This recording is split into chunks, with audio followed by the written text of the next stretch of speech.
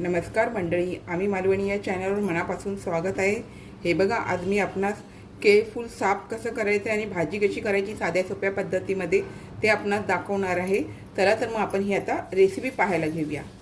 हे बघा मंडळी, छान असं आपण केळीच्या बोंडाची भाजी करायची आहे ना, त्या आणि काळे वाटाणे घालून करायचे। हे काळे वाटाणे घेतलेत, ते आता हे साफ झाल्याच्या नंतर काळ्या वाटाण्यामध्ये पण पाणी घालून भिजत ठेवायचे। ही प्रोसेस आहे ना रात्री करायची आणि भाजी सकाळला करायला घ्यायची। आदल्या दिवशी व्यवस्थित कापून वगैरे पाण्यात ठेवलं तर राप निघून जातं। आता साफ करायची पद्धत तुम्हाला दाखवते मी। आता हे सगळं पात्या बघा, हे वरची जी पानं असतात ना, हे काढून घ्यायचं आणि हे व्यवस्थित असं आपल्याला सगळं काढून घ्यायचं आहे। अशा प्रकारे सगळं निघतं। ह्याची भाजी नाही करायची, आतला जो सफेद पिवळा कोळा भाग येणार ना, त्याची आपल्याला भाजी केली तरी चालते आणि आपल्याला ह्याची भाजी करायची आहे आणि एक नंबर लागते मंडळी। आपला हात काळा होतो, राबतो, पण काय माहिती आहे, भाजी तर खायला एक नंबर लागते। आणि आरोग्याच्या दृष्टीने केळीच्या बोंडाची भाजी, केळीची पानं, केळीचा बांबू असतो त्याचा कोवळा भाग, त्याची भाजी, हे सर्व छान प्रकारे केले जातात। आता हे मी पूर्ण काढून पिवळा भाग तयार करते। हे बघा, आता आपल्याला एवढं ठेवायचं आहे, हे आपल्याला भाजी करायला घ्यायचं आहे आणि हा डेट काढून टाकायचा।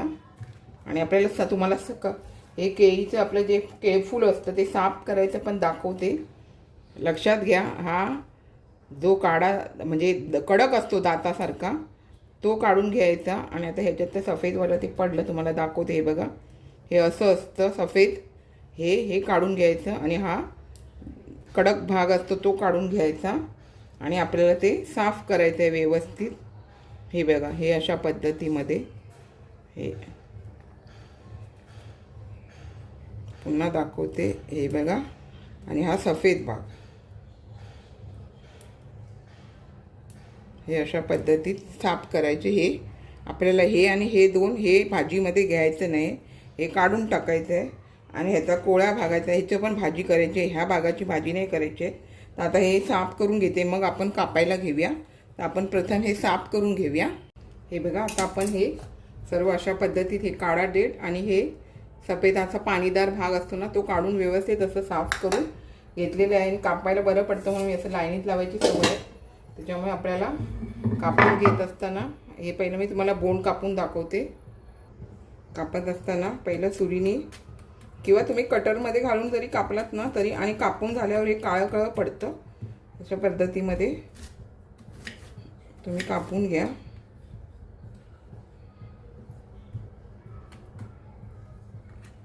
वेळीवरती कापायला पण सोपं पडतं, पण आता मी तुम्हाला हे बघा,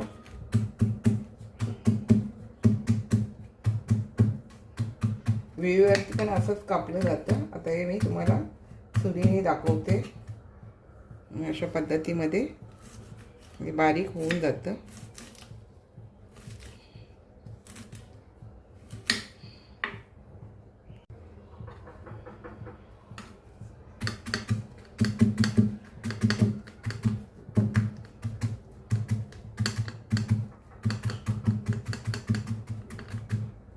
आता अशाच पद्धतीमध्ये हा बोंड आहे ना, मी पूर्ण बारीक करून घेते। आणि मंडळी, बारीक केल्याच्या नंतर आहे काय करायचं माहिती आहे, पाण्यामध्ये घालून द्यायचं। बघा, आपण कापता कापता असं काळं पडतं, हे काळं पडतंच तसं, पण ह्याचे फायदे पण भरपूर आहे, तुम्हाला मी सांगेनच। आणि पाण्यामध्ये हे घालून घ्यायचं। आता हे मी कापून घेते पूर्ण। आता आपण बोंड तर हे कापून घेऊन पाण्यामध्ये घालून घेतलं। आता आपल्याला हे जे मी केळीची फुलाचे आपले जे पाकळ्या असतात ते आपल्याला अशा प्रकारे कापून घ्यायचे आहेत। आता मी हे सर्व अशाच प्रकारे कापून सर्व पाण्यामध्ये घालून ठेवणार आहे। आणि मंडळी, काय माहिती आहे, केळफुलामध्ये काय माहिती आहे, व्हिटॅमिन ई, मॅग्नेशियम आणि लोह हे भरपूर प्रमाणामध्ये असतं, त्याच्यामुळे काय माहिती आहे, अशक्तपणा दूर होण्यास पण मदत होते आणि मधुमेह नियंत्रित राहण्यात सुद्धा केळफुलाचा मोठा वाटा आहे। तर तुम्हाला केळफूल मिळालं, त्याला आम्ही मालवणी लोक केळीचं बोंडसुद्धा म्हणतो, तर तुम्हाला जर मिळालं तर तुम्ही अवश्य दोन्ही प्रकारे भाजी करतात, वाटपाची पण करतात आणि नुसतं किसून खोबरं घालून सुद्धा करतात। आता ही मी तुम्हाला किसून खोबरं घालून, काळ्या वाटाण्याची घालून वगैरे ही भाजी साध्या पद्धतीत करून दाखवणार आहे। आता हे बघा मी हे सर्व आता अशा प्रकारे बाकीचं सर्व कापून घेते आणि हे डीक सगळं हा पाण्यात उतरला का आपल्याला ही भाजी सकाळी करायला घ्यायची. ते मी कापून घेते पूर्ण. हे बघा मंडळी, आता आपण हे सर्व कापून ह्या पाण्यामध्ये घालून ठेवलं आहे आणि ह्यातला सगळा राप पण छान असा निघून येतो. आता मी काय करते, ह्यामध्ये ना मला सवय आहे थोडंसं मीठ घालून ठेवते जेणेकरून जास्त राप असा निघून येतो आणि मग जास्त काळं पडत नाही. काळं तर पडतं पण थोडंसं कमी पडतं. आता हे थोडंसं असं मीठ घालून घेते आणि आपल्याला हे रात्रभर ठेवायचे. आता ही पद्धत असं, ही भाजी आम्ही लगेचच्या लगेच करत नाही. आदल्या रात्री कापून वगैरे ठेवून दुसऱ्या दिवशी करायची ही जी पद्धत आहे ही आम्ही आई वडिलांकडून शिकून आलेलो आहे. त्याच्यामुळे अजून वेगळ्या पद्धतीत करत असतील तर काय मला माहिती नाही, पण आदल्या रात्री हे कापून चिरून ठेवायचं आणि दुसऱ्या दिवशी करायला घ्यायचं. हे आम्ही आईकडनं शिकलेलं आहे. त्याच्यामुळे डीग असतो तो जास्त आहे ना, तो निघून येतो. जास्त डीग पण असा खाल्लेला बरा नसतो, त्याच्यामुळे डीग तो पाण्यात उतरून येतो. आणि आता आपल्याला हे सकाळी करायला घ्यायचं आहे. त्यासाठी झाकून ठेवून आपण आता हे वाटाणे पण मी काळे वाटाणे आहेत हे बघा हे भिजत ठेवलेले, हे पण छान सकाळी भिजले गेले का आपण ह्याची रेसिपी करायला घेऊया. हे बघा दुसऱ्या दिवशी सकाळी आपले वाटाणे पण छान असे भिजले गेलेत. आणि हे बघा आपण मीठ जरी घातलं तरी शेवटी हे केळीचं बोंड अशा प्रकारे रापलं जातं. पाण्यात जेवढा भाग राहिला तेवढा थोडासा पिवळसर होतं, वरती राहिला तो भाग रापला जातो, काळा होतो. आता आपल्याला हे स्वच्छ धुवून घ्यायचं आहे आणि मगच उकडून घ्यायचं आहे. आता हे मी स्वच्छ धुवून घेते. बघा मंडळी, वाटाणे वगैरे स्वच्छ धुवून घेतलेले आहेत आणि केळफुलाच्या पाकळ्या पण व्यवस्थित स्वच्छ धुवून पिळून आपण त्यामध्ये पाणी घालून ठेवलं. 1 ग्लास पाणी घातलं आहे. वाटाणे शिजायला वेळ लागणार म्हणून 4 ते 5 शिट्या काढून घ्यायच्या. हाताबरोबर वाटाणे आणि हे दोन्ही पण शिजवून घेते. फोडणीला आपल्याला कांदा लसूण वगैरे लागणार आहे, मसाले वगैरे कसे किती लागणार आहे काय लागणार आहे आपण व्हिडिओ स्किप न करता पूर्ण पहा. तर चला आता आपण हे आधी कुकरमध्ये शिट्या काढून घेऊया. बघा ना, आपण छान असं उकडून घेतले. वाटाणे पण छान उकडले गेले. हे बघा व्यवस्थित असे वाटाणे 4 ते 5 शिट्या काढून घ्यायच्या. छान असे वाटाणे उकडले जातात आणि हे पण चांगलं शिजलं गेलेलं आहे. आता ह्याच्यामध्ये पाणी बघा अगदी थोडंसंच राहिलेलं आहे आणि हे वाटाण्यातलं पाणी आणि हे पाण्यामध्ये आपल्याला शिजवायचं. पाणी अजिबात फेकायचं नाही आहे, त्यातच आपल्याला शिजवून घ्यायचं आहे. आता मी कांदा लसूण वगैरे सगळं कट करून घेतलेलं आहे. मसाले जास्त काय लागणार नाही, अगदी साध्या पद्धतीमध्ये भाजीला आपली आपली चव असते. त्यामुळे आता मी साध्या पद्धतीमध्ये तुम्हाला ही केळफुलाची भाजी करून दाखवते. तर चला तर आपण आता पुढची प्रक्रिया करूया.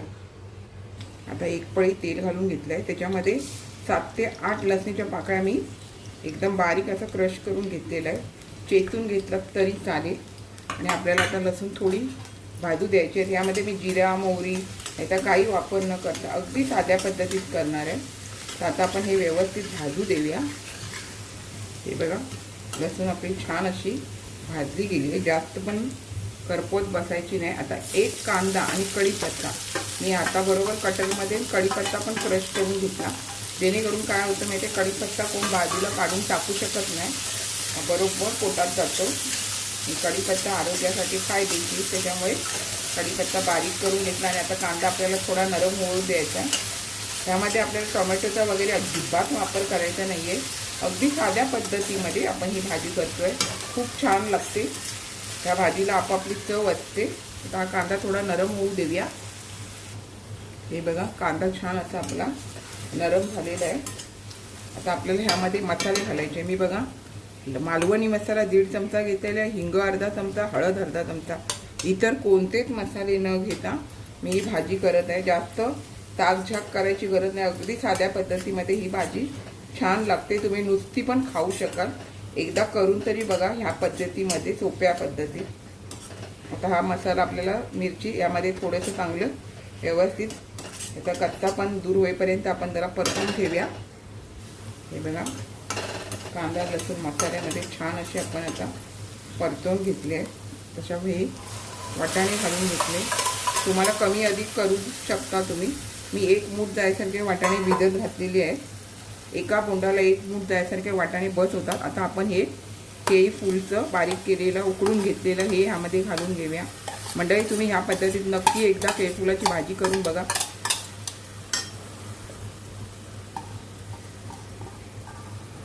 छान बघा मी पाणी पण त्यातलं होतं ते अजिबात काढलेलं नाही आहे.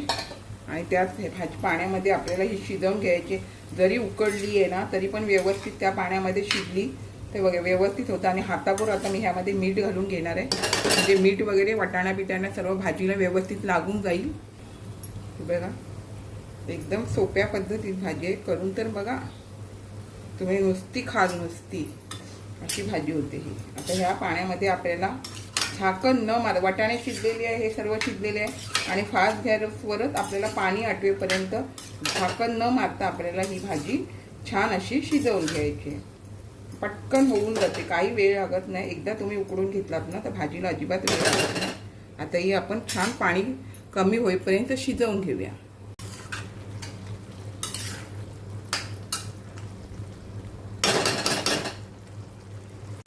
हे बघा आता बऱ्यापैकी पाणी आपल्या ह्यातलं आटत आलंय.